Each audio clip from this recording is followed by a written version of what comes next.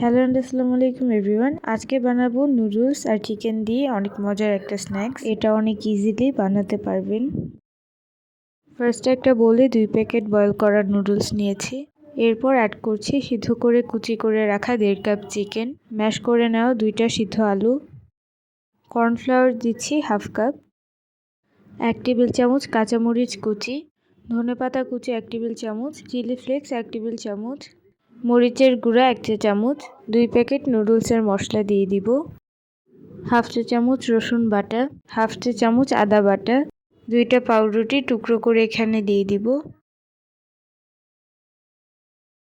আর half চা চামচ লবণ অ্যাড করলাম। এখন সবকিছু মিক্স করে নিব। এখন একটা বোর্ডের উপর তেল মেখে নিয়ে তারপর এই মিশ্রণটাকে 2 ভাগ করে এখন এভাবে শেপ করে নিব। একটু লম্বা আর ট্যাপটা একটা শেপ দিয়ে নিব। এখন একটা ট্রায়াঙ্গেল শেপ করে কেটে নিব।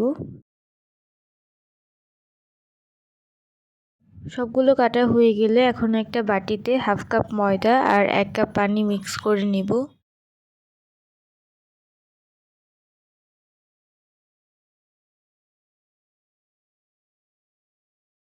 এবার একটা স্ন্যাক্স নিয়ে প্রথমে ময়দার ব্যাটারে ডুবিয়ে তারপরে ব্রেড ক্রাম্ব দিয়ে কোট করে নিব। ব্রেড ক্রাম্বের রেসিপি আমাদের চ্যানেলে আছে, রেসিপির লিঙ্কটা ডেসক্রিপশন বক্সে দেওয়া আছে, চাইলে দেখে নিতে পারবেন।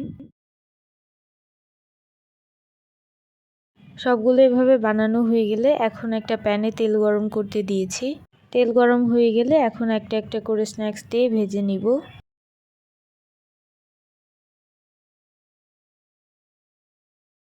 ভাজা হয়ে গেলে এখন সার্ভ করে নিব। সো খুব ইজিলি বানানো হয়ে গেল নুডলস আর চিকেন দিয়ে স্ন্যাক্স।